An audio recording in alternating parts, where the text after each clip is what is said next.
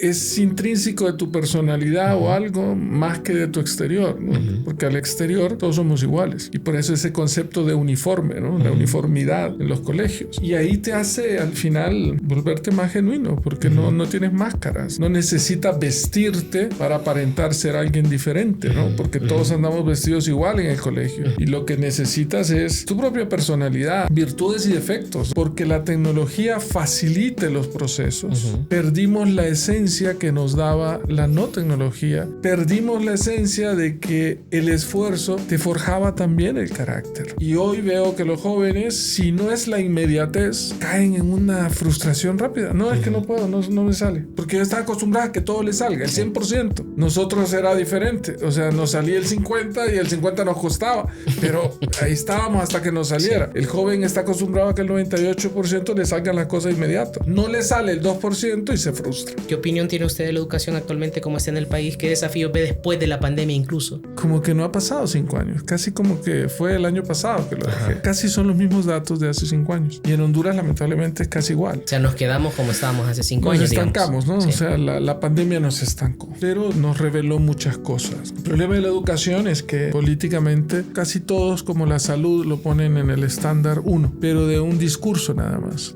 Nadie, absolutamente nadie, al menos en Honduras, han priorizado la educación. Y yo creo que se debe a diferentes factores. Primero, no conocen el verdadero concepto de educación. Sí. Segundo, no te va a redituar. En un periodo de gobierno, como para que te midan. Y en el corto plazo. Final. Y tercero, porque la gente no sabe qué hacer con la educación. Caemos en un círculo vicioso. Sí. El deterioro de la calidad pública de la educación conlleva al mercantilismo de la educación privada, ¿no? Si el nivel de calidad que deberíamos de tener es 100, si la universidad autónoma da una calidad de 30, 40, entonces el 31 es bueno. Se deteriora todo el sistema. La mejor exigencia que pueda tener una universidad privada es que la universidad pública sea buena. ¿Por qué tendría que ir yo a una privada si la pública es gratis y es mejor? Sí. Luego caen en una excusa, que para mí es una excusa, de decir, bueno, no, es que en la universidad privada regalan el título, ahí es más fácil porque la pública es más difícil. Pero si la universidad pública fuera buena en todo sentido y su título valiera, nadie tendría por qué ir a estudiar a una universidad privada. Mi gente urbana, ¿cómo están? Soy Juanca Romero y bienvenidos a Urban Podcast. Mi gente, bienvenidos a un podcast más. Me siento contento, estoy con el ingeniero Luis Zelaya, la verdad. Gracias por aceptar la invitación.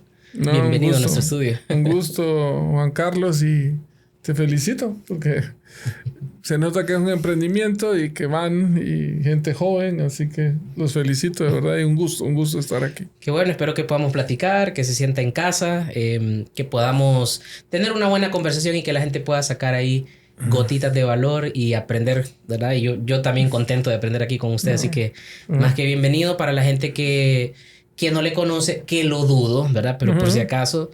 ingeniero Luis Zelaya con una carrera, obviamente figura pública por el tema. Todo es relativo, hay que decir, sí he oído mi nombre, pero que me conozcan no sé qué tantos, muchos me conocen. Tenemos una buena oportunidad entonces hoy. El concepto conocer a alguien es un poco más amplio, digamos. Sí, ¿verdad? ¿No? Sí. Bueno, entonces vamos a tener esa oportunidad de conocer un poquito más suyo. Un gusto. El tiempo es para usted, así que espero que también los que ven, escuchan el podcast lo disfruten, así que muchísimas gracias. Y a mí me gustaría comenzar, bueno, aprovechando que dijo, muchos saben mi nombre, pero quizás no lo conocen muy a fondo. A mí me gustaría escuchar quién es Luis Zelaya, en qué ciudad de Honduras nació. Váyase lo más atrás posible, tenemos tiempo, podemos escuchar, no hay problema. Y cuéntenos un poco de usted entonces. Bueno, todos tenemos diferentes facetas, sí, ¿no? Claro. O sea, hay una faceta profesional, una faceta familiar y la develamos en los chats, ¿no? Sí. O sea, en los chats con mis amigos de la universidad de la infancia hay un lenguaje, hay unas bromas, y hay otro chat más profesional. Así que todos tenemos esas diferentes facetas, ¿no? Pero bueno, o sea, nací aquí en Tegucigalpa. Sí. Estudié en el Instituto San Francisco toda mi vida. Okay. O sea, desde kinder hasta que me gradué en el colegio. Siempre viví ahí en Colonia Country Club, enfrente del Colegio San Francisco. Así que solo me tocaba cruzar la calle y ya estaba. Pero paradójicamente no era de los que llegaba temprano. O sea, Aunque siempre iba corriendo. Sí, al final las campanas de del colegio eran las que me despertaban. Ese era mi despertador. Y sí, salir corriendo. Jornada de la mañana. Jornada de la mañana. Sí. O sea, yo vi una pequeña transición. En primaria todavía era la jornada doble, que la gente iba, los buses salían a almorzar y ahí regresaban. Pero ¿Ustedes, bueno, ¿Ustedes habían escuchado eso? Que antes había jornada doble. ¿Sí? Antes había jornada. Sí. Yo lo había vivido primero o segundo grado. O sea, pero bueno, vino la crisis energética, los combustibles. Entonces ya los colegios dijeron, hay que implementar jornada única. La mayoría ahí estábamos, ¿no? Ahí estuve en el colegio, tengo amigos, mis mejores amigos vienen de esa época. ¿Mantienen las amistades entonces del colegio? Claro. Con muchos somos compadres, o sea, sus hijos son mis ahijados y viceversa. Ahí es donde se forjan las amistades genuinas, ¿no? Luego, en la universidad también, cuando tienes una convivencia distinta, porque convives ya con alguien, te vas, en mi caso, me fui a estudiar a México, a Monterrey. ¿Qué estudió allá? Ingeniería Industrial y de Sistemas. ¿En qué año? Me gradué, o sea, yo pierdo las fechas, en el 84 y en el 85, en enero, me fui a estudiar a México. Y ahí compartí con otras amistades, ya convivíamos, ya rentábamos un apartamento y bueno, pasábamos bien. Hice amigos mexicanos, o sea, que conservo todavía. Hay chats todavía de esos amigos mexicanos. Todavía hay grupos por ahí. Sí. Hay diferentes grupos, porque uno eran de los con los que estudiabas tu carrera, y otros, bueno, tuve la oportunidad de practicar deporte. Yo jugué mucho fútbol y estuve en una preselección infantil, U17, aquí. Y cuando me fui a México, me fui a probar al equipo de la universidad y bueno, me escogieron, logré entrar. ¿Qué posición jugaba ahí? De delantero, siempre jugaba de centro delantero. Sí, o sea, era el goleador. No me iba mal.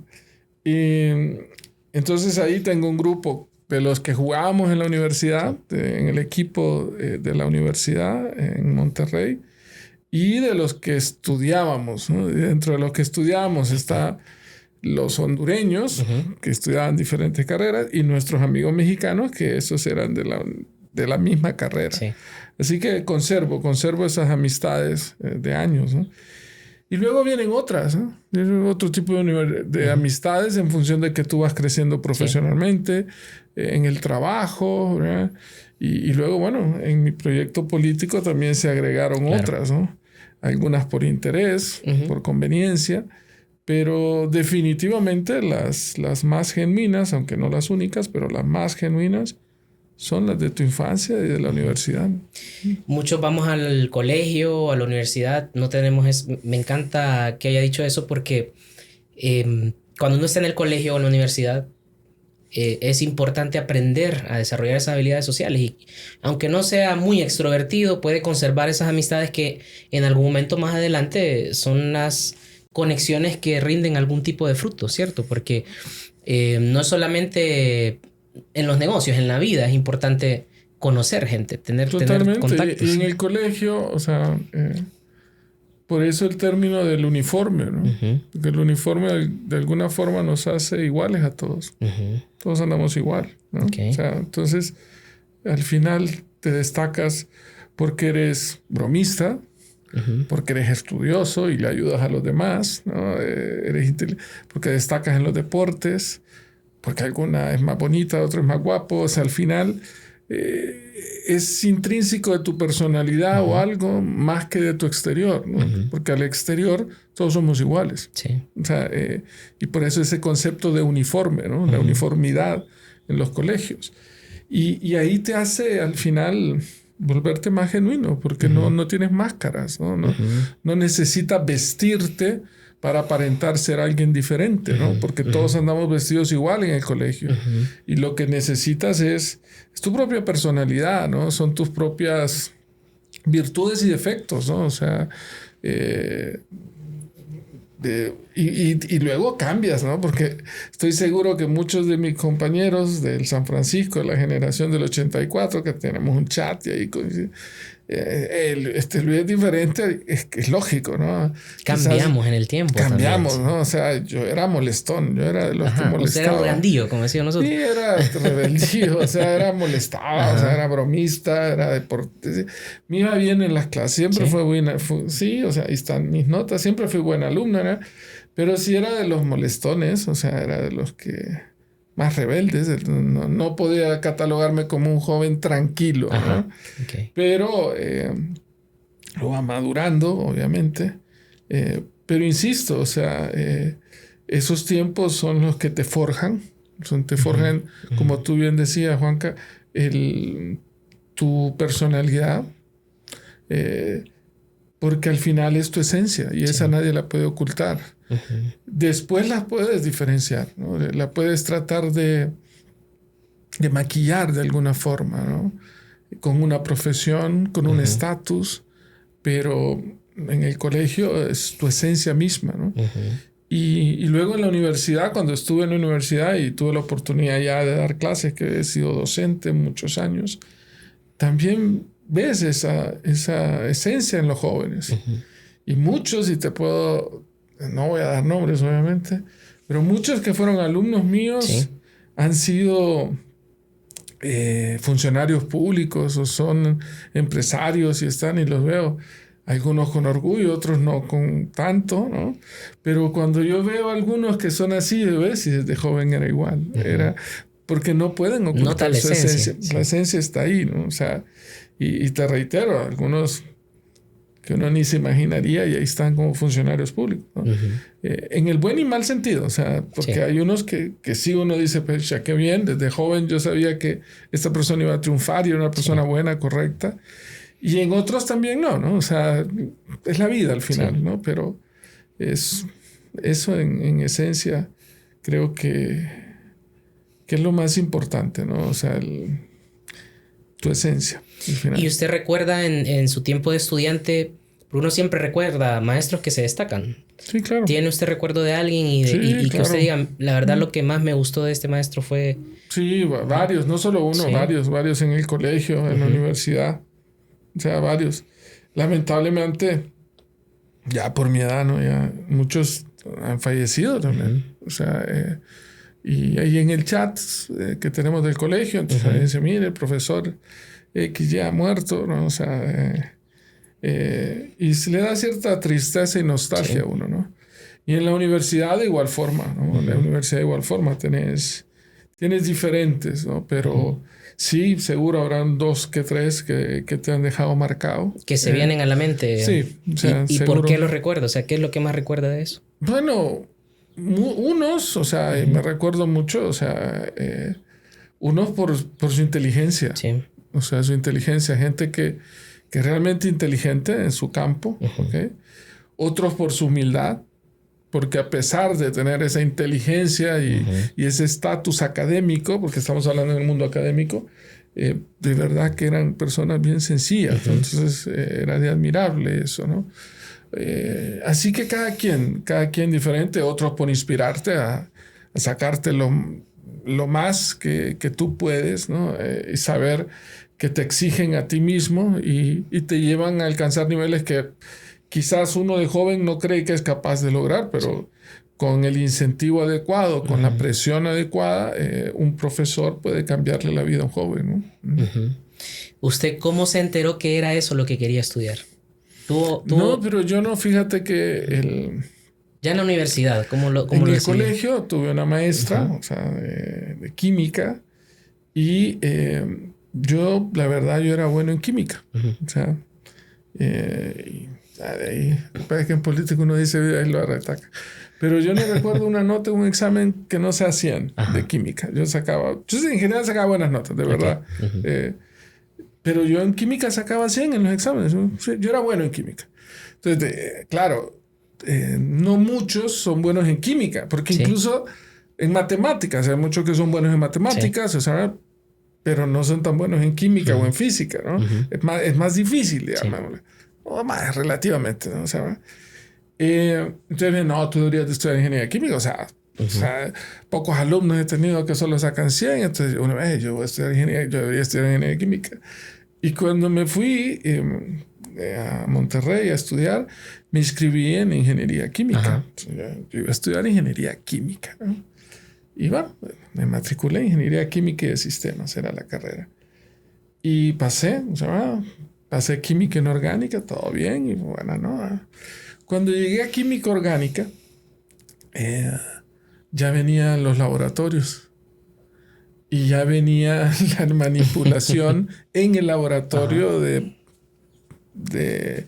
elementos químicos, sí. ¿No? Y te voy a ser sincero, aunque parezca mentira, me daban unas náuseas en el laboratorio, el olor. Ajá. O sea, fui a hablar con mi director de carrera porque me daban ganas de vomitar. Yo no aguantaba el olor de los químicos, ¿no? Y era un doctor Narváez, recuerdo muy bien. Y fui donde él y le dije, doctor, o sea, no aguanto, no puedo. Disculpe, me dice, pero esta es su carrera. O aprende a soportar y aguantar el tema de ese olor de químico, de las plantas químicas, o cámbiese de carrera, pero es que no le puedo decir algo diferente. Y dije, no voy a poder, no aguantaba. De verdad fue un martirio ese semestre. Pasé la clase y todo, que después en teoría no me sirvió porque me cambié.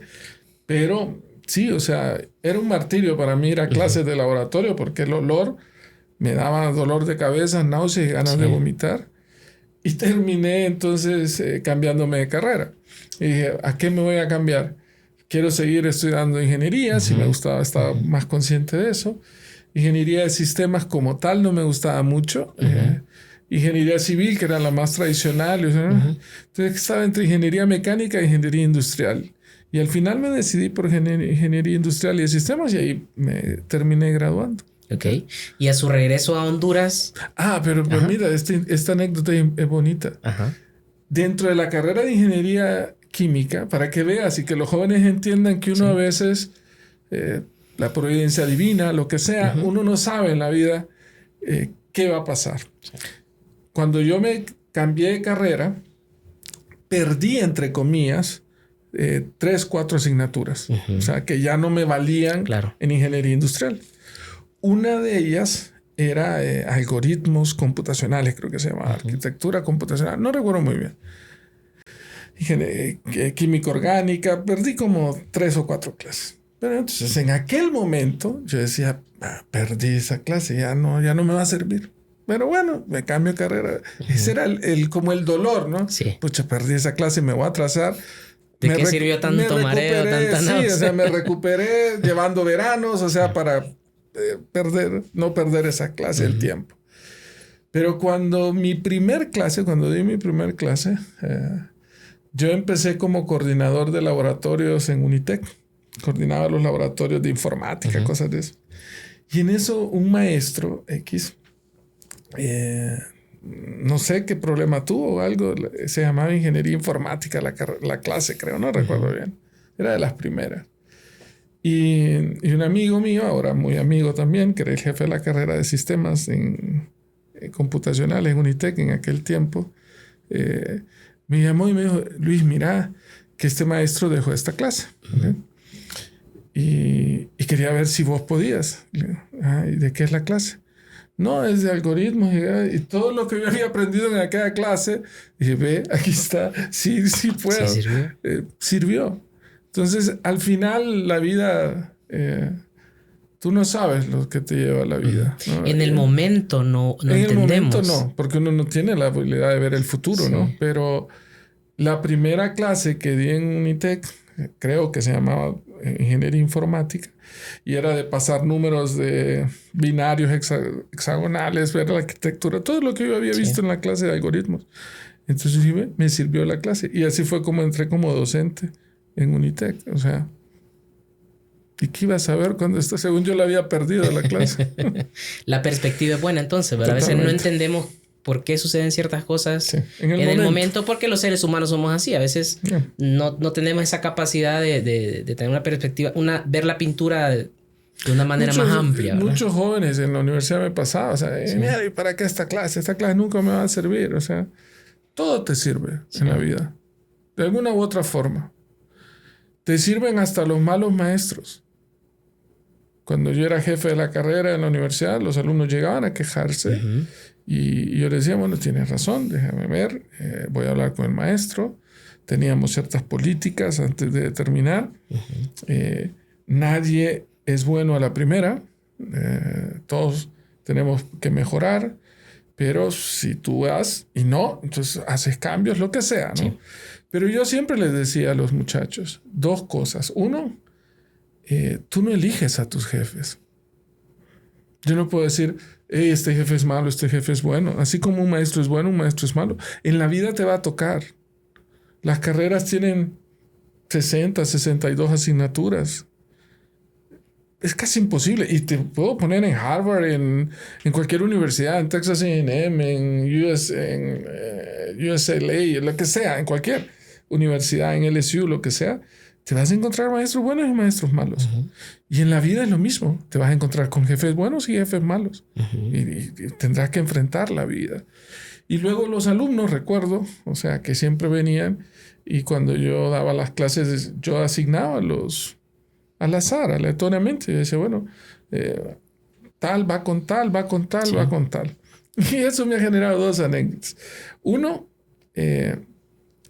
muchos, y los que estudian en la universidad seguro se identifican, llegaban y me decían, no, mire, ingeniero, yo no quiero hacer grupo con X o con Y. Yo siempre hago grupos con Juanito y B. No, ¿sabes qué? Aquí no.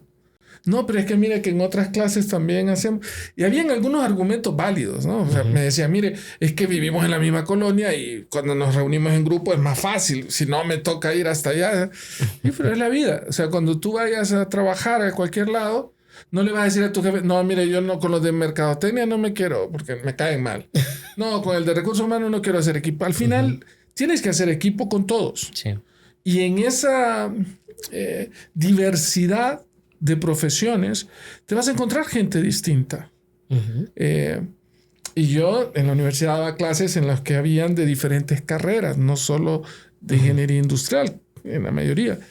Y hoy, anecdóticamente, tengo varios exalumnos que no querían ser parte de un grupo de la clase y que yo los obligué, entre comillas, y que hoy pues son padres de familia, terminan casados y con hijos, y al principio ni querían llevarse, ¿no? O sea, no, es que ese de sistemas, no, ya ves, y ahora lo veo, y nos saludamos, y se me vienen a la mente varios, y nos saludamos con cariño, y los veo que tienen hijos ya grandes, y que están entrando ya a la U, así que ya estoy viejo. ¿Qué edad tiene, ingeniero? 54 años. 54 años, bien vividos. Sí, estrenándome de abuelo, ya soy abuelo. Sí, por ahí vi una foto en Twitter, creo que la vi. Sí, es mi nieta, es mi primer nieta. Estamos embobados todos en la familia con una nueva bebé. ¿Es su primer nieta? Es mi primer nieta. ¿Qué sintió ya? Esa foto es muy bonita, sí, me encanta. Es diferente, ¿sí? Es una sensación que te trae a tus tiempos de padre, obviamente, ¿no? O sea, pero con un amor distinto, ¿no? Sin la responsabilidad diaria. Siempre hay una responsabilidad, ¿no? Sí. O sea, en función de tu hija se va a seguir, ¿no? Pero es hija de mi hija, ¿no? ¿Okay? Pero sin esa responsabilidad de que si está llorando, o sea, hay que levantarse. Sin los desvelos. Exacto, sin esos desvelos. O sea, entonces es un amor, digamos, un poco más relajado. Pero es mentira eso de que uno ya no se preocupa. Claro que se preocupa. Ahora todo es digital, ¿no? Ya no es... O sea, no sé cómo los jóvenes. Pero antes tú los hacías, ¿no? Con una T hacías una expansión.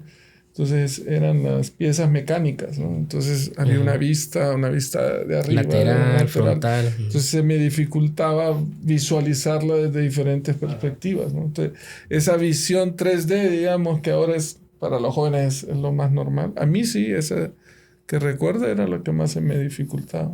Yo recuerdo que en el técnico Honduras, el maestro de dibujo técnico tenía un sello que decía copy.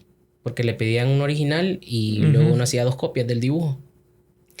Y el pavor que daba escuchar, o sea, un sello era Que está súper bien. Y Entonces si se imagina, realmente se sellaba, imagina cuando escuchaba usted esto, pa, pa, pa, pa, pa, pa, pa, pa. O sea, había gente que le llenaba toda la hoja de sellos. Sí, O sea, era su manera de gritarle, escribir y decirle esto está mal hecho. sí. Pero vos estás esperando el turno Sí. para presentar tus dibujitos y no sabías cuántos sellos te iba a poner el maestro. Era una presión bárbara el Monterrey, técnico. en aquella época, no sé si ahora, no, ahora no creo, pero en aquella época los exámenes del área de matemáticas eran unificados. Había un solo piso en uno de los edificios donde todos íbamos a presentar exámenes de matemáticas de todo. ¿Okay? Entonces tú llegabas con tu número, con tu carnet, tu número de cuenta. Y era una semana de exámenes de matemáticas, de lunes a viernes. ¿Ok? Y tú ibas a la hora que tú querías. O sea, ponle que de 9 o de 8, no sé, a 5 de la tarde. Y tú decidías el día que querías ir a hacer tu examen y el examen. Entonces tú llegabas el martes a las 3 de la tarde. ¿Ok? Duraban, creo, 1 o 2 horas los exámenes. Entonces te decían, bueno, aquí está. Entonces, das tu carnet, te lo pasaban ahí por una lectora o algo, o sea, ok, Luis Zelaya viene a presentar ecuaciones diferenciales. Está bien, el examen se lo imprimían, te lo daban, tú entrabas, okay, llevabas una hoja, no había el esquema de procedimiento ni nada, o sea, las hojas tú las botabas. O sea, todo era la opción es A, B, C, D, ¿no? O sea, y por cada mala que tuvieras te bajaban de una buena, ¿no? O sea, te bajaban un cuarto de la buena. O sea, para aquellos que quisieran ponerse a inventar a ver qué salía. Y te daban 2 horas, ¿no? Y si te pasabas del tiempo, te rebajaban, te penalizaban. Era bien estricto el examen. Pero ¿qué pasaba? Claro, muchos se esperaban hasta el último momento de las 2 horas, ¿no? Y era un lugar de verdad, era un matadero. Yo creo que así le decían, el matadero, vas a subir al matadero. Porque muchos estaban ahí y los mirabas todos pálidos, o sea, otros metidos con sus calculadoras haciendo sus... de todo, ¿no? Una serie de expresiones. Pero luego venía y te tocaba hacer fila, lo que tú estás diciendo. O sea, te tocaba hacer fila y... de verdad, yo no sé quién diseñó ese sistema en aquellos años, pero era totalmente inhumano, ¿no? Si sacabas 10, que era la nota máxima, en México es de 1 a 10, aquí es de 1 a 100. ¿Verdad? Si sacabas 10, entonces la computadora, que era una lectora, tú pasabas solo con las respuestas en lápiz 2H, no sé qué, la pasabas y tenía un sonidito, o sea, era como de ganador, 10, entonces...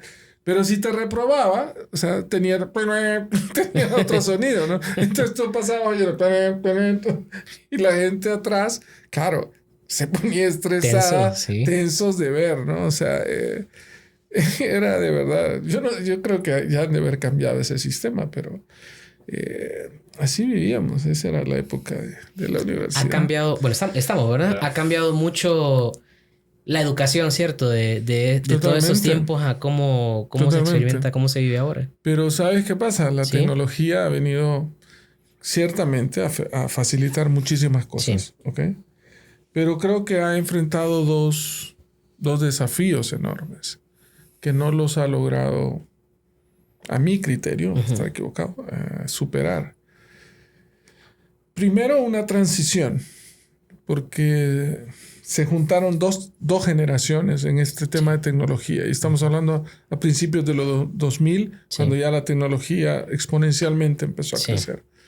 Una generación que era como la mía, o sea, en el que aprendimos a convivir con la tecnología. O sea... que nacimos sin tablets, sin celulares, sin celulares, sin internet. O sea... más análoga a la vida. Totalmente, ¿no? Entonces... nos tocó enseñarle a una generación que venía naciendo con todos estos gadgets, ¿no? de la tecnología. Entonces, ahí hubo como un desfase entre los que no habíamos nacido con la tecnología y los que venían naciendo con la tecnología. Hoy ya esa generación, ya no. O sea, ya los que están dando clases, muchos de los que están, que hoy tienen 30, 40 años, pues ya también ellos nacieron con esa tecnología. Pero vivimos esa transición, llamémosle, ¿no? Y segundo, que creo que es lo más importante, es por facilitar las cosas, porque la tecnología facilite los procesos, ¿okay? Perdimos la esencia que nos daba la no tecnología, que era la cultura del esfuerzo. Por hacer más fácil las cosas, perdimos la esencia de que el esfuerzo te forjaba también el carácter. Y muchos que vivimos en esa teoría del esfuerzo, de la necesidad, ¿okay? Al final era un tema de forjar tu carácter, sí, ¿no? Y hoy veo que los jóvenes, si no es la inmediatez, caen en una frustración rápida. No, es que no puedo, no me sale. ¿Okay? Porque yo estaba acostumbrado a que todo le salga, el 100%. ¿Okay? Nosotros era diferente. O sea, nos salía el 50 y el 50 nos costaba. Pero ahí estábamos hasta que nos saliera. Sí. El joven está acostumbrado a que el 98% le salgan las cosas inmediato. No le sale el 2% y se frustra. ¿Okay? Es como padres, ¿no? O sea, por darle a los hijos lo que no tuvimos, terminamos no dándoles lo que sí tuvimos. Y ahí perdemos la educación, o sea, el ADN, ¿no? de la formación en valores y todo. O sea, muchos viven en carencias, entonces dicen, no, yo no quiero que mi hijo viva estas carencias, ¿no? Y le da cosas, ¿no? O sea, pero deja de darle la enseñanza que le dio la carencia. La carencia, exacto. Sí. Y ahí se pierde mucho, ¿no? Yo creo que ese tema es en el que hoy tiene que bregar, la educación con el tema de la tecnología. Y es algo inevitable. Yo recuerdo cuando estábamos en la universidad, recién salía internet, el debate de si era bueno o malo el internet, ¿no? Que si los niños debían, que si no, que si era bueno o malo las pantallas, ¿no? Pero ya ese debate creo que es estéril, ¿no? Ya no es un tema, y en aquel momento lo decía yo, ya no es un tema de si es bueno o malo el internet. Hay que ver cómo convivir con el internet. ¿Será que en algún momento también pensamos la radio es mala? Sí, puede ser. La televisión es mala, la gente no sale a jugar, están viendo programas. Total. Al final es eso. Bueno, decía que los microondas daban no sé qué cáncer y toda cosa. O sea, la innovación que claramente implica un alto grado de rechazo porque conlleva el cambio. Sí. Y la naturaleza humana es reacia al cambio, ¿no? Entonces somos escépticos con el cambio, lo cuestionamos porque entramos fácilmente en una zona de confort, ¿no? Entonces cuando estamos seguros, nos sentimos seguros en esa zona de confort, que estamos bien, tiene un cierto sentido. Bueno, pero si te va bien, ¿para qué cambiar? Claro. O sea, entonces es natural ese rechazo al cambio.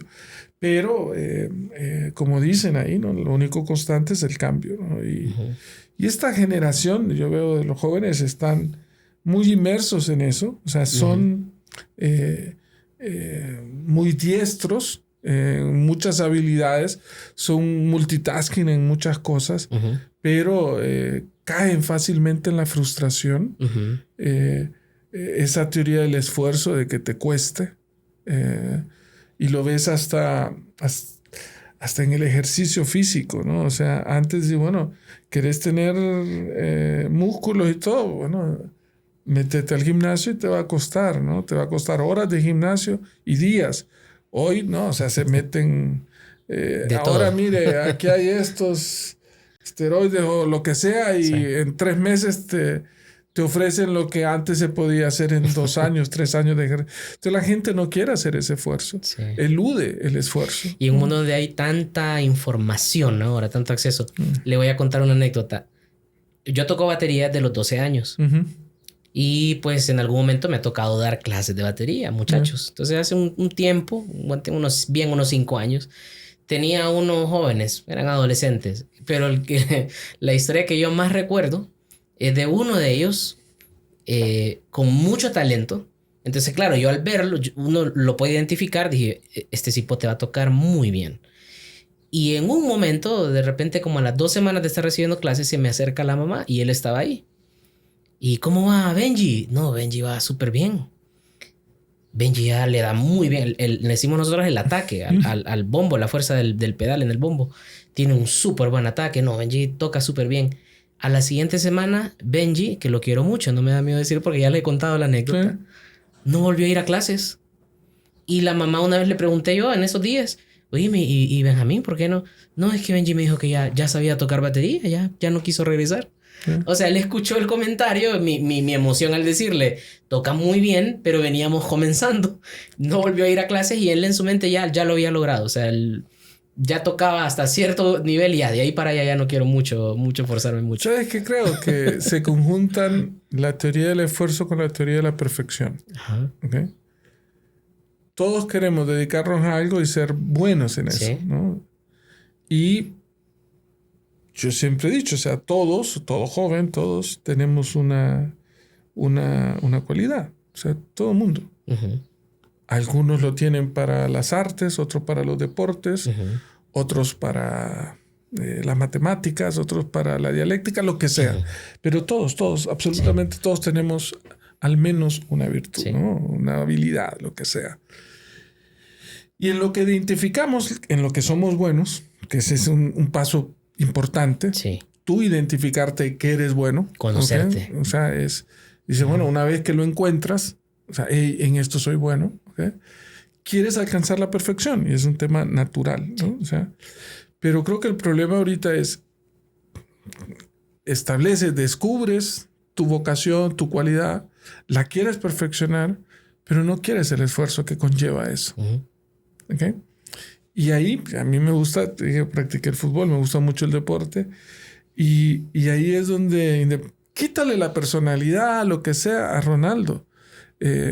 Yo a él sí le respeto eso, esa competencia con Messi, porque indiscutiblemente las cualidades para el deporte, técnicas y todo, son muy, muy superiores las de Messi que las de Ronaldo. Por mucho. Técnicamente es mejor, o sea, todo. O sea, tú lo agarras, no hay comparación. Pero cuando ves los números a los que han llegado, la cantidad de goles, los balones de oro, todo, están bien parejos. Sí. ¿Y cuál es la diferencia? La teoría del esfuerzo. A Messi le sale natural porque él tiene ese don, ¿ok? Pero aquel, en su teoría de la perfección y del esfuerzo, dice, espérame, yo tengo que hacerlo 10 veces más. Y se esfuerza y lo logra. Y de verdad es algo que siempre he admirado. Recuerdo también otra anécdota, un compañero en el colegio que, bueno, ojalá que no se moleste, pero para saber quién es. Jugamos fútbol en el colegio, pues jugábamos fútbol, ¿no? Y estaba el equipo del colegio y jugamos. Y él, o sea, no voy a decir el apodo, casi se me zafa ahorita el apodo. Ahí sí termina de saber quién es. Pues no era bueno, era malo, no jugaba, o sea, no le dábamos chamba, no jugaba, era malo, de la verdad. Cuando escogí así el último, el que quedaba. Sí. Y ojo, él ahora sacó su doctorado en robótica y todo. Y él no era de Tegucigalpa, venía de fuera, muy buena persona, buena persona. Y bueno, yo me fui a estudiar a Monterrey y lo dejé. Pero él era malo jugando fútbol. O sea, mi lógica era malo jugando fútbol. Y cuando vine, me invitaron a jugar en segunda división. ¿Okay? Pues bueno, ahí estábamos. Se jugaba los viernes en la noche en el Estadio Nacional. Y estaba yo ahí en el túnel. Jugaba para un equipo de Nacaome, las Águilas de Nacaome, porque lo entrenaba Panchón Guerra, que había sido el entrenador de la U17 en la que yo había estado. Entonces, pues ahí fue el conecte y jugaba. Y estando en el túnel ahí en el Nacional, ahí para salir a jugar, me toca en la espalda alguien. Ajá, Luis, ¿cómo estás? Yo, hey. Y él estaba jugando en segunda división. Era defensa. Le digo, hey, ¿ya qué hacer? Le digo, no, aquí juego. Me estaba con el Chora ahí. Creo que el equipo se llamaba Fluminense, creo, si no recuerdo muy bien, de la colonia San Miguel. Y yo quedé sorprendido. Le dije, ¿qué está jugando? No, defensa. Y me va a tocar marcarte. Y nos dimos la mano y ya salimos. Y jugamos. Y ya. O sea, pues esa cultura del esfuerzo. Sí. O sea, yo esa la he admirado en la gente como de verdad una de las virtudes más importantes, ¿no? insistir, horas y horas y horas, fracasar y seguir, hasta que viene, ¿no? Esa resiliencia en lograr tus objetivos es algo que va mucho más allá del propio talento natural, ¿no? Entonces, como dicen, ¿no? La perfección, 90% es talento, 10% esfuerzo. Si no das ese 10, nunca vas a llegar a la perfección. Entonces tenemos ese desafío, definitivamente, en términos de educación. ¿Qué ve usted del sistema educativo actualmente, tomando en cuenta lo que me acaba de decir como contexto, manera de contexto, todos estos avances en la tecnología? ¿Sí siente que, bueno, creo que es obvio que no se han adoptado del todo bien, de repente, o tan ágilmente, todas estas tecnologías? La pandemia vino a hacernos ver eso en Honduras. ¿Qué opinión tiene usted de la educación actualmente, cómo está en el país? ¿Qué desafíos ve después de la pandemia incluso? Porque esto es un tema algo preocupante, ¿no? Lo que está pasando con la educación luego de COVID. ¿Qué podría pasar ahorita? ¿Qué desafíos tenemos? ¿Y qué mira usted más adelante en términos de educación con todo esto? Baja, creo yo, en matrícula estudiantil incluso. Sí, fíjate que es interesante. Ahorita que estoy en proyectos ya más personales, después de todo un proceso político, digamos, y obviamente uno de los sectores en los que yo me he desenvuelto es el sector educativo. Sí. Pero me da risa entre comillas, ¿no? Me da risa. Pero me parece curioso que después de 5 años de haberme retirado específicamente del área educativa, hoy que estoy retomando proyectos, no solo en Honduras, sino fuera de Honduras, en México, en Centroamérica, me da como que no ha pasado 5 años. Casi como que fue el año pasado que lo dejé. Porque la pandemia vino como a poner un paro, ¿no? Sí. Entonces, cuando que ahorita me está tocando eso de analizar datos de cobertura, de penetración, etcétera, casi son los mismos datos de hace 5 años. Y en Honduras, lamentablemente, es casi igual, ¿no? O sea, nos quedamos como estábamos hace 5 años, nos estancamos, digamos, ¿no? Sí. O sea, la pandemia nos estancó, ¿no? Nos estancó. Pero nos reveló muchas cosas, ¿no? El problema de la educación es que políticamente, y eso también porque he tenido la perspectiva política, digamos, políticamente, casi todos, como la salud, lo ponen en el estándar 1, pero de un discurso nada más. O sea, nadie, absolutamente nadie, al menos en Honduras, ni hoy Xiomara Castro, ni antes de Xiomara Castro, han priorizado la educación. Todos la han puesto en su discurso. Sí. O sea, incluso mi propio discurso cuando fui candidato, o sea, todos nos incluimos, ponemos, porque claro, todos tus asesores, todos miran los principales problemas del país y te va a salir salud y educación, entonces todos lo meten, claro. Siempre, pero nadie le ha priorizado. Y yo creo que se debe a diferentes factores. Primero, porque no lo conocen. O sea, lo nombran, pero no conocen el verdadero concepto de educación, ¿no? Segundo, porque reditúa a largo plazo. Lo que tú puedas hacer en educación no te va a redituar. En un periodo de gobierno, como para que te midan. Y en el corto plazo. Final. O sea, no te va a hacer. Sí. Y hoy la política se ha llenado tanto de asesores de marketing, asesores políticos, que te miden tu popularidad cada día, ¿no? Y si es popular venir y salir y decir que hay chamanes, pues bueno, hay chamanes y hay popularidad.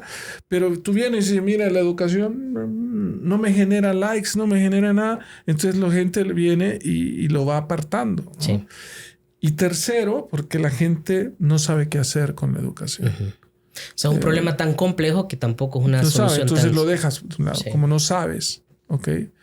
Y al final, creo que el país en general, el deterioro de la educación pública es evidente. Tanto a nivel medio, primario, o sea, como a nivel universitario. Hay un deterioro de la calidad fuerte. Luis, yo recuerdo la categoría que se le daba incluso a ciertos colegios públicos. O sea, que era un orgullo decir... Yo te lo puedo decir. O sea, porque desde que estábamos a principios de los 90, recibíamos alumnos de escuelas públicas con becas en Unitec. Y de verdad eran buenos alumnos los que salían del técnico Luis Bográn, del técnico Honduras, los que venían de escuelas técnicas, eran muy buenos muchachos. ¿Okay? Y luego empezás a ver el deterioro de la calidad. Luego empiezas a ver cómo los problemas políticos afectan. ¿Okay? Cuando se venían aquellos paros de los docentes por mucho tiempo, cuando el golpe de Estado en el 2009 y que se inventaron la aprobación automática para no tener la presión de los padres, o sea, por ese concepto que acabamos de ver de perder tiempo, ¿no? Entonces, mire, mi hijo perdió tiempo, pobrecito, o sea, pásenlo. Entonces, a alguien se le ocurrió una decisión de un funcionario público o política, así, mire, para que no aleguen los papás, pasen a los muchachos. Y no sabían nada. Entonces te digo, al principio yo lo viví. ¿Okay? En los 90 todavía, cuando recibíamos estudiantes y en Unitec se becaban y llegaban de estos colegios públicos, de San Pedro Sula también, otros, eran buenos estudiantes. Y ahí estaban y destacaban. Luego empezaron a disminuir su calidad.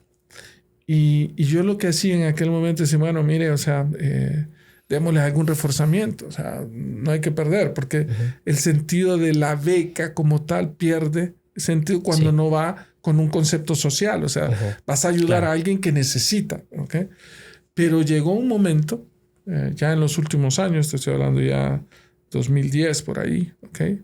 Llegó un momento en que ya no podías. O sea, ya la nivelación no daba abasto. ¿Okay? Y no es culpa de los jóvenes, porque no es que hay menos talento. Yo estoy seguro que hay igual o más talento hoy.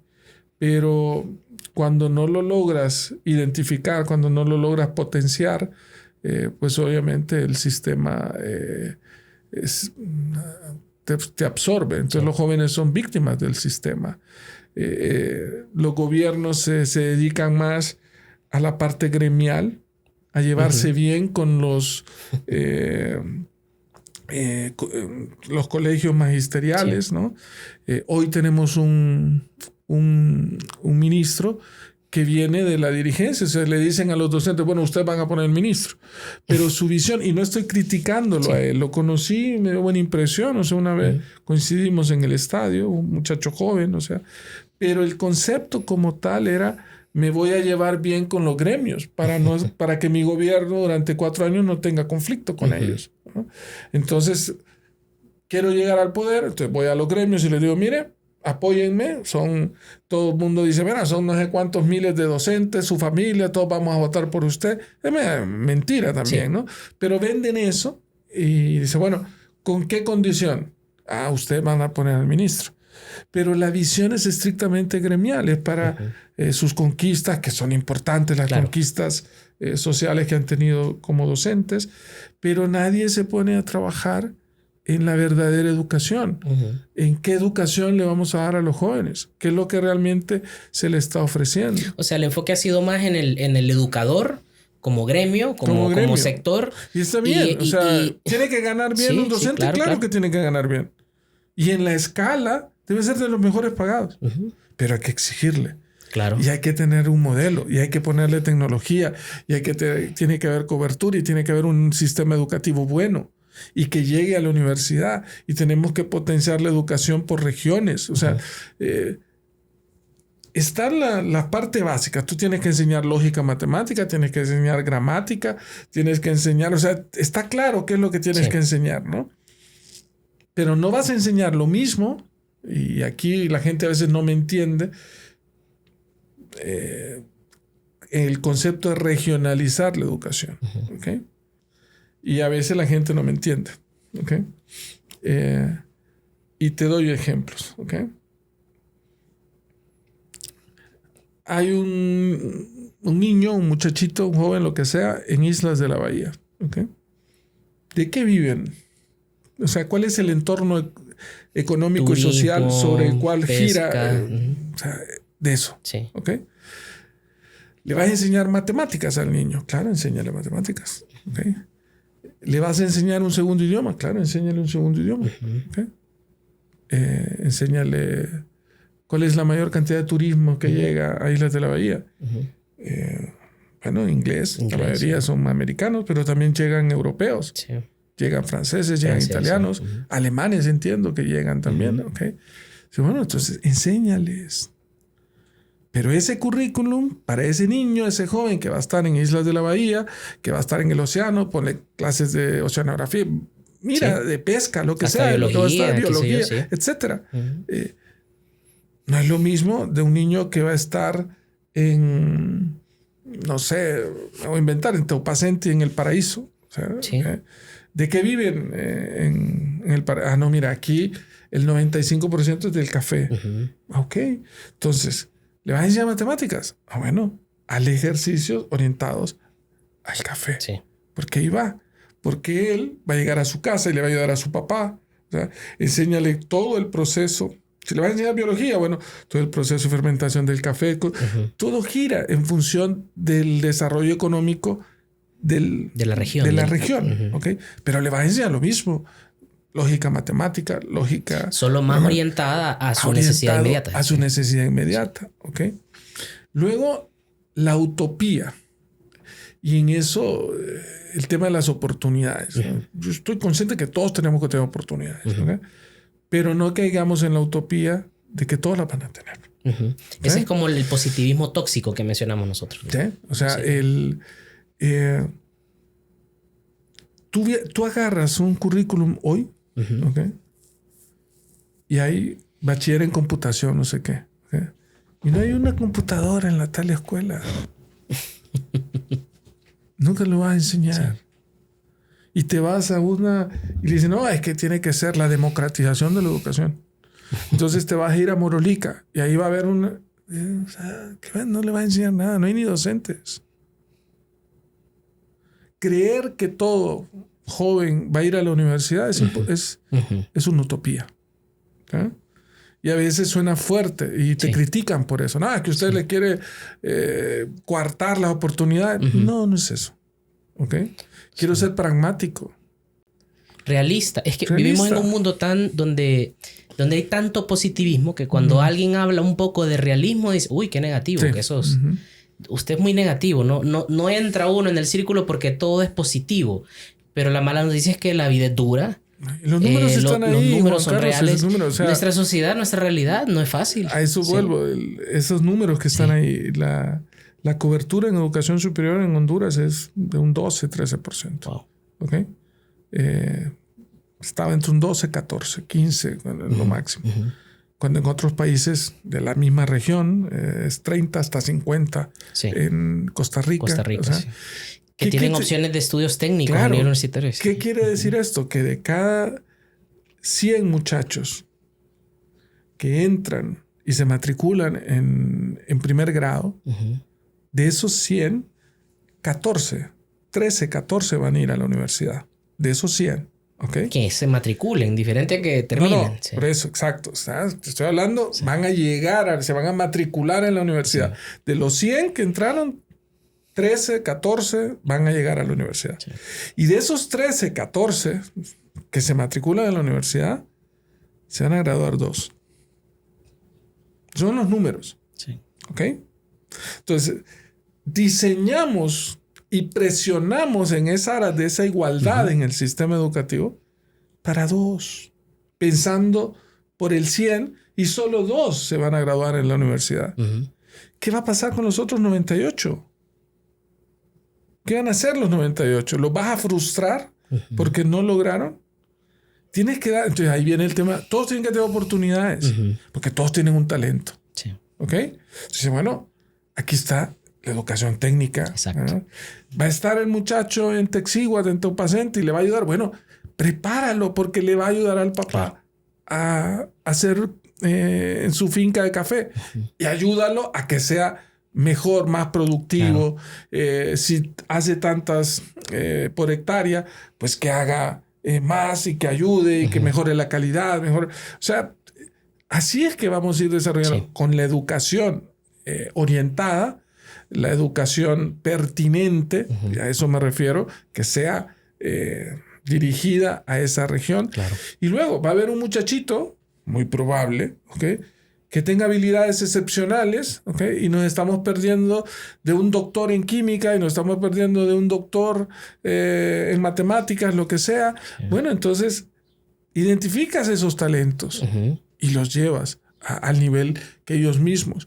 Pero diseñar un sistema educativo en el que asumimos que todos van a ir a la universidad, cuando realmente solo 2 se gradúan y solo 3 llegan a la universidad, estás dejando por fuera al 87, 88 de los jóvenes. Sí, o sea, este grupo más grande no tiene alternativa buscar otra cosa. ¿Sí? Y se frustra. Sí. Y se van. Okay. O delinquen. ¿verdad? O sea, solo que es la realidad que tenemos ahorita. Solo tienes esa opción. Sí. ¿no? Solo tienes esa opción. Y pierdes el talento. Sí. Y al final el país está llegando a un deterioro tal de que hay 2 tipos de migraciones, ¿no? La migración que más nos duele, que es más dramática, sí. que es la que vemos que salen caravanas y las que duran las noticias en lo que el contenedor en Austin o donde sí. sea, pero ya nadie habla de los que murieron en el contenedor. Vamos a volver a hablar cuando contenedor... pase otra tragedia. Sí. ¿Qué va a pasar? Porque esto es un tema de todos los sí. días, ¿no? Obviamente, esa migración nos duele porque es más visual, la vemos, es más dolorosa, más mediática, ¿ok? Pero hay otra que se va en avión. Jóvenes profesionales a Canadá, que se han graduado, sí. que no ven oportunidades de vida y se van. Y se van. Te digo, yo tuve la oportunidad por el esfuerzo de mis padres, la bendición de estudiar fuera. Pero antes te lo aseguro, porque muchos de los que nos graduamos y estudiamos y estamos allá, muy pocos pensamos en quedarnos. La mayoría era venir a Honduras, era nuestra lógica. Algunos se quedaron, pero era la minoría. Hoy es todo lo contrario. Sí. Hoy todo aquel que se va a estudiar, y lo veo en mis propios hijos, o sea... y al final darle una connotación social también, familiar. Sí. Las familias se desintegran de una u otra forma. Los que estudiamos fuera, nuestra lógica era venir a Honduras. Hoy es al revés, todos se quieren quedar fuera. Claro. Nadie quiere regresar. Y el país va perdiendo esos talentos. Y al final, eso que nosotros vivíamos, que era lo normal, ir donde los abuelos, mis abuelos vivían en Santa Lucía, o sea... Y pasábamos el domingo, íbamos a comer sopa de mondongo, mi abuelo hacía una sopa, la extraño todavía, una sopa de olla, o sea, eso era, o sea, y nos atendía, y ahí estábamos con los primos, y pasábamos ahí, revolviéndonos, jugando maules, tejo, potra, o sea, ese era lo normal, ¿no? Sí. Hoy ya no lo tengo, yo ya no lo tengo. Ya mi generación ya no lo tiene. O sea, mi hija... igual con esfuerzo de mi esposa, mío, etcétera, le logramos dar una educación fuera en España, y ya se quedó a vivir allá, ya trabaja allá, sí. Pero conlleva de que mi nieta la disfrutaré el tiempo que pueda estar yo allá, oye, pero no es el típico domingo sí. que van a venir a verme, o sea, en todo sentido la familia se desintegra, sí. No digamos en aquellos que van en caravanas y que se van, algunos con la desesperación que llevan a sus hijos en brazos. En una entrevista haciendo yo mi actividad política con el periodista Jaime Bailey, él me decía, no crees que es una irresponsabilidad, lo estás viendo desde tu perspectiva. Tú que lo tienes todo en tu casa, que ganas en dólares y estás ahí, ves que es irresponsable que un padre lleve a un hijo en una caravana. Porque nunca has tenido la desesperación ni la necesidad. Ponte en el lado del... ¿Cuál es el grado de desesperación de un padre, de miedo, de exponer a su hijo en eso? Y ahí se los he dicho también a los de la embajada americana. O sea, no es con anuncios y no es con cosas ahí, campañas mediáticas. No lo hagas porque es peligroso. ¿Tú crees que la gente no sabe que es peligroso? Exacto. Claro que la gente sabe que es peligroso. Sí.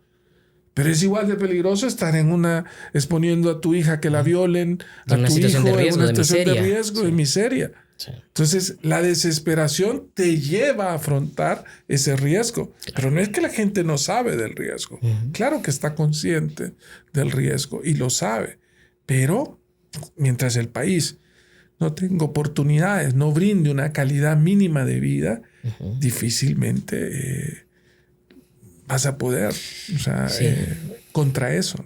Entonces la educación, insisto, quienes nos gobiernan no la entienden, y ante el hecho de ignorar y ser ignorantes y no entender, buscan por lo más fácil, ¿no? Dársela a otros que dicen que la entienden, pero realmente es un tema estrictamente gremial, ¿no? O sea, es para mejorar mi gremio, ¿no? Yo represento al gremio. Al final continuar ganando adeptos para siguientes procesos. Y al final caemos en un círculo vicioso, ¿no? O sea, el deterioro de la calidad pública de la educación conlleva al mercantilismo de la educación privada, ¿no?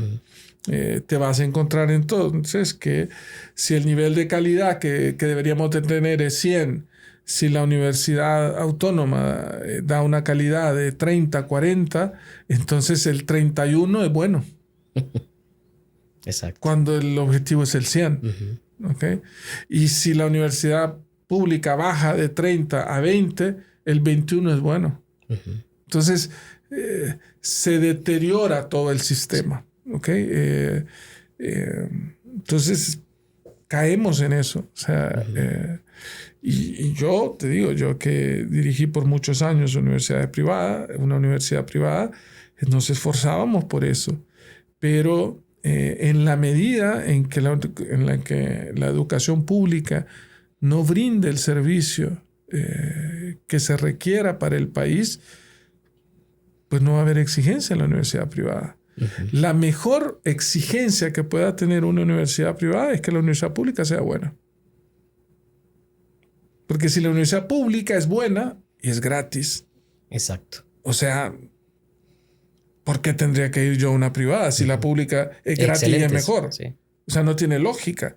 Entonces la presión hacia la universidad privada es, espérame, yo tengo que ser mejor que la pública. Sí. Porque la gente aquí está pagando. ¿Okay? Entonces tengo que ver. Luego caen en una excusa, que para mí es una excusa, de decir, bueno, no, es que en la universidad privada regalan el título, entonces ahí es más fácil porque la pública es más difícil. Entonces, no es tanto así. ¿Okay? Eso es un derivado de. ¿Okay? Pero si la universidad pública fuera buena y en todo sentido, y su título valiera, ¿okay? Nadie tendría por qué ir a estudiar a una universidad privada. Y si fuera porque le es más fácil y le venden el título, pues se está engañando solo. Sí. Porque al final la empresa privada, que es la que el empleador, dice, ¿para qué voy a venir de esta universidad que no es bueno? O sea, mejor contrato los de la pública que son buenos. O sea, es una mentira que en el cual se pueda manejar. ¿No? Es que en la privada regalan los títulos y solo lo pagan. Al final todo termina en el empleador. Todo termina en el profesional mismo que se va a abrir paso, ¿no? Sí. O sea, y ahí es donde topas, ¿no? Es el muro en el que topas. Es la prueba, es la realidad que te afronta. O sea, sabes que esta universidad es privada, pero lamentablemente el muchacho no es bueno, entonces no te lo emplean. ¿Okay? Sea de público o privado. Al final el empleador le es indiferente. Si tú te graduaste de una universidad privada, si tú te graduaste de una universidad pública, lo que el empleador quiere es tener un buen empleado, un buen profesional, y independientemente de dónde se graduó, ¿no? Ok, Luis, yo quiero leer este tweet que a mí me gustó mucho, que sale, bueno, lo voy a enseñar por acá, sé que de repente no salga mucho por ahí, pero sale en una foto con su nieta, con la bebé, y dice... Mientras el país lamentablemente sigue patas arriba, yo mejor disfruto de los verdaderos placeres de la vida, de lo esencial. La familia. Por la familia y el futuro de siguientes generaciones no debemos desmayar en nuestra lucha por un mejor país para ellos.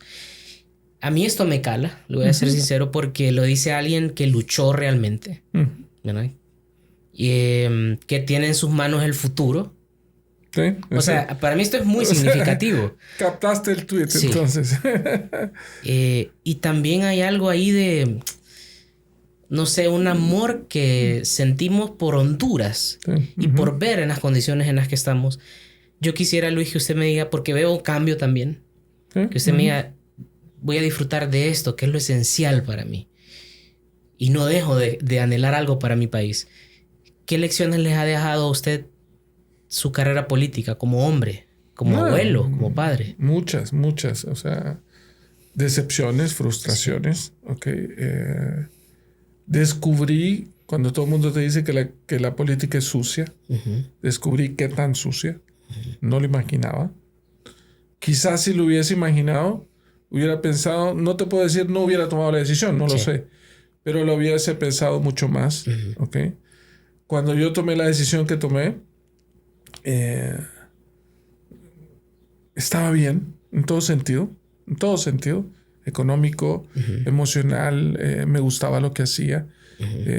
Muy poca gente tienen esa bendición de hacer lo que te gusta y que te paguen muy bien por ello, ¿no? Yo trabajaba para una organización internacional, o sea, de verdad, estaba muy bien, ¿okay? En todo sentido. Pero yo creí que me enfrentaba a una clase política corrupta, amañada, con vicios, ¿okay? Pero nunca creí que era el crimen organizado. ¿Okay? Entonces, eso fue el primer golpe, ¿no? Y me di cuenta hasta que estaba adentro. O sea, estaba adentro. Y sí, obviamente fue difícil. ¿Okay? Se metieron con mi familia. ¿Okay? De una manera sucia, perversa. ¿Okay? Pero al final dice, ¿por qué lo hicieron? ¿No? O sea, porque obviamente no querían que alguien de mi perfil llegara, ¿no? Claro. Porque era cuando dice, es que Luis era un outsider. El concepto outsider es alguien que no tranza con ellos. Y obviamente alguien que no tranza con ellos y que no es como ellos, se vuelve un peligro. Se vuelve una amenaza a ese status quo. ¿Okay? Y ante eso, bueno, tuve que pagar las consecuencias, ¿no? Y las consecuencias, y reitero, no tanto de Luis Zelaya, es de mi propia familia, de mis hermanos. Se metieron con mi madre. Y mi madre no solo me tenía a mí de hijo, ¿no? Tenía otros hijos, nietos, o sea, y destruyeron la familia, la destruyeron perversamente, ¿no? Por atacarme a mí. Pero te da satisfacciones también. O sea, conocer mucha gente, conocer el país de una manera distinta. Lo he recorrido al menos 3 veces, con municipios que jamás hubiera ido.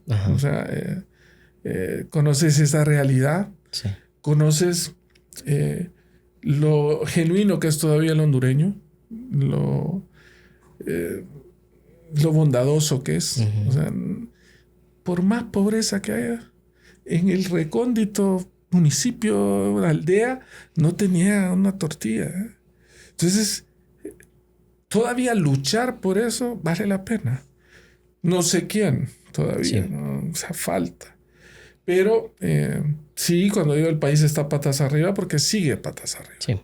Sigue en lo mismo. La gente no termina de entender.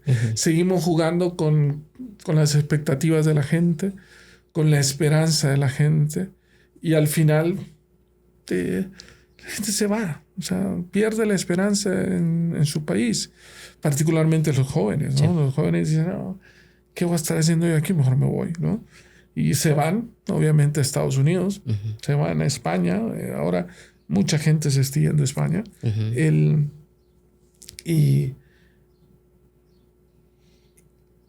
Y al final, reitero en eso, ¿qué queda para el país? ¿Quién va a tomar la batuta de luchar por el país?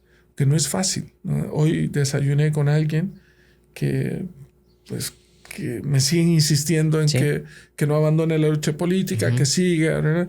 Pero yo siempre he dicho lo mismo, ¿sabes qué pasa? O sea, que a veces tú dices, bueno, o sea, vamos a hacer esta lucha, ¿ok?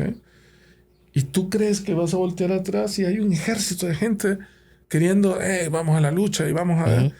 No, son 3 o 4.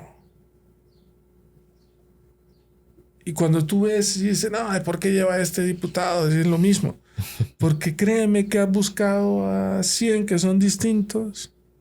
Y cuando vas y te dice, hey Juanca, o sea, yo veo que tú tienes perfil, ¿por qué no le entras?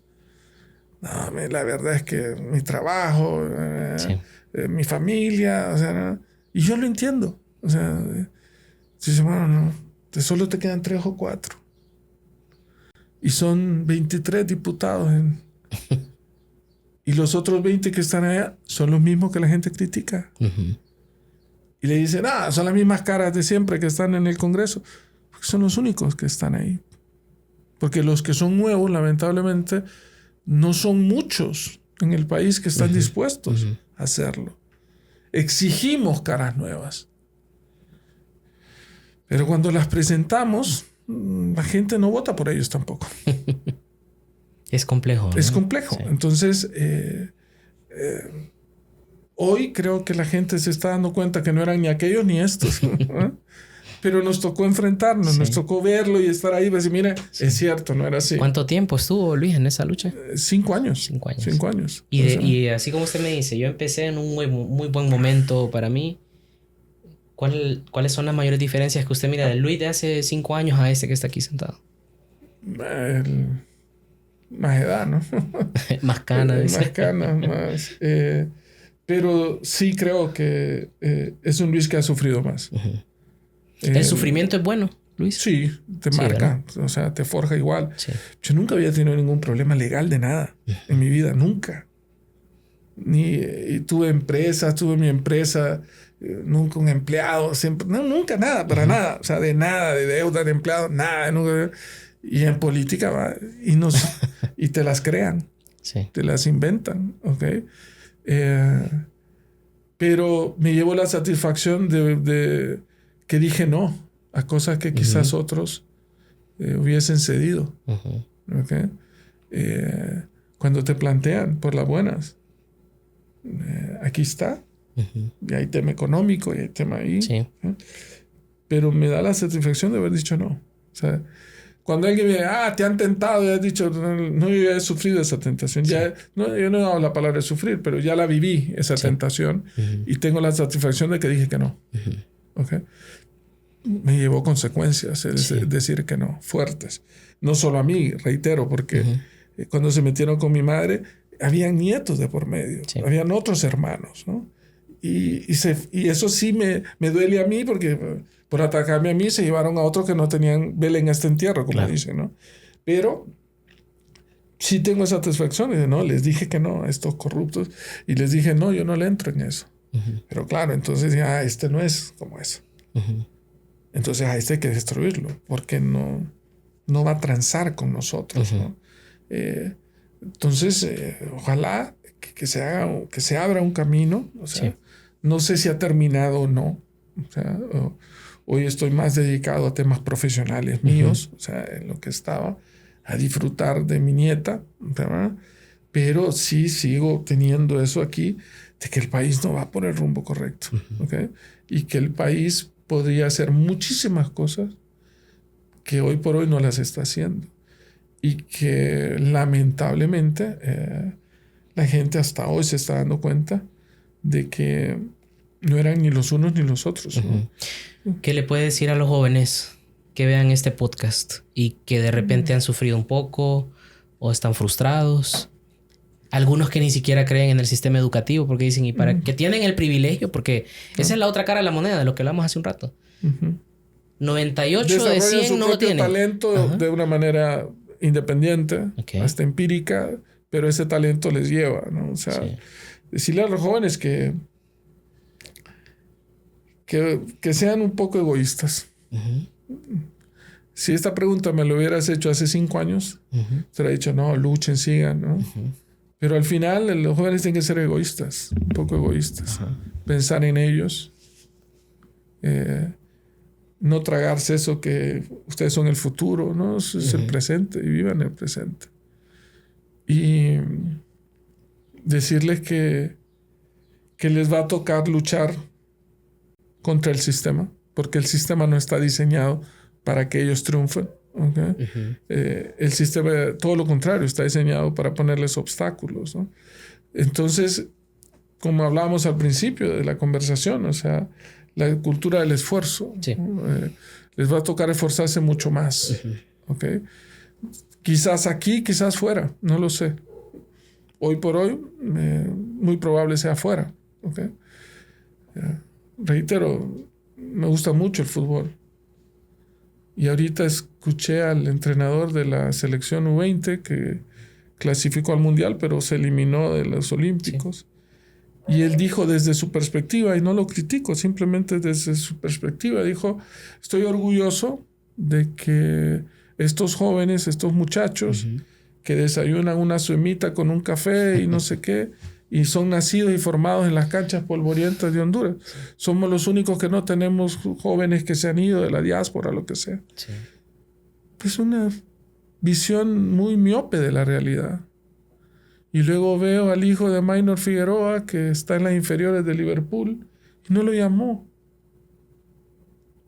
Y él es tan hondureño como cualquiera que nació aquí. Claro. Pero claro, tuve la oportunidad de que el papá fue a estudiar a Inglaterra y se quedó, y ahí está. Y tú lo ves en la foto y es un muchacho más fornido que cualquiera, porque seguro desayuna y come bien. Sí. Pero esa es la nueva realidad. Hay hondureños que se han ido como Andy Nájar o como cualquiera y están allá, pero es tan hondureño como el de aquí. Sí. Él le va a tocar competir con ellos, a los que están aquí. Y van a tener que multiplicarse por 3. Porque quizás, sí, como coincido con el entrenador de la dirección, no desayunaba bien. Y no era su culpa, no es su circunstancia, pero te va a tocar. Sí. Más esfuerzo. Más esfuerzo. O sea, los jóvenes tienen que esforzar el doble. ¿Okay? Porque hay otra generación fuera de aquí, cruzando la frontera en El Salvador, que se está preparando mucho mejor que ti. Sí. Y ni modo. O sea, allá están pensando en otra forma. ¿Okay? Esta es tu realidad. Te tocó aquí. Entonces, si al niño salvadoreño le van a dar una laptop y él va a tener ahí una tablet y va a aprender y está mejorando, ok, qué bueno por él. ¿Sí? Ojalá si fuera aquí, pero no va a serlo. No en los próximos 5 o 10 años, al menos. ¿Ok? Entonces te va a tocar luchar contra él, competir contra él. Entonces, ni modo, esfuérzate el triple. O sea, y lucha incansablemente por ti. Y una vez egoístamente lo hagas bien por ti, ahí sí, que surja tu bondad y piensa en los otros, ¿no? O sea, piensa en tu familia cercana, en tus hermanos, etcétera, en tus padres, obviamente. Pero si tú no luchas por ti y no logras mejorar tú, es difícil que vas a poder ayudar a otros. Primero tú. Y una vez que tú alcances eso, vas a tener la posibilidad de ayudar a los demás, ¿no? Yo creo que eso es lo que tienen que hacer los jóvenes, desarrollar esa cultura del esfuerzo y pensar que el futuro del país va a estar en sus manos, sea que estén aquí o estén fuera. O sea, yo veo muchos, en las redes, ¿no? O sea, son buenos en Facebook y tú los ubicas en el perfil y viven en Georgia, viven en North Carolina, y seguro de que mandan y se esfuerzan y trabajan porque... Sí, no, y se destacan. Se destacan y la gente que... De verdad, porque el migrante sufre y trabaja. O sea, no es que ellos sufren menos que nosotros allá. No. Y cuando usted habla esfuércense el triple, tampoco no es que ellos no se esfuercen. No. O sea, es durísimo. Sí. Pero tienen que entender que están afuera. Sí. O sea, y acá es otra realidad, ¿no? O sea, pero bueno. Luis, muchas gracias por la plática. La verdad, claro, creo que ha sido muy, muy provechosa. De acuerdo. Y nosotros... Y orgulloso y agradecido de que en su momento era tu candidato, así que dile a tu esposa también que muy agradecido por ello. Sí, no, creo que hay etapas y creo que hay aprendizajes que los que observamos bien los podemos ver. ¿Verdad? Seguro, hay cosas que quizás influyen de alguna manera en los medios y tal, pero uno observa, creo que los que somos observadores uno ve ciertas conductas, ciertas cosas Y ojalá, yo sí, sin caer en el positivismo tóxico del que hablamos hace un rato, yo sí creo que hay más gente buena. Sí. Bueno, hay más gente buena y Eso es algo de la política que de verdad me ha hecho dudar con esa expresión de que los buenos somos más. Pero yo no sé si quizás los buenos quizás no somos más. Pero los pocos que seamos, tenemos que luchar. Con eso me quedo. Con eso me quedo. Muchas gracias por estar con nosotros y pues en algún momento nos encontramos de nuevo. Seguro que sí, seguro. Y bueno. En otro estudio, de seguro, o aquí mismo, y vas a ir creciendo. Y así como dijiste antes, ¿no? A veces empiezas aquí, lo importante es ir valorando el paso adelante que vas dando, sea pequeño, grande, lo importante es avanzar, ¿no? Así que... Bueno, mi gente, espero que hayan disfrutado. Si vieron este podcast, lo escucharon, ya saben, pueden compartir y darle like y seguirnos. Cheque, Nos vemos.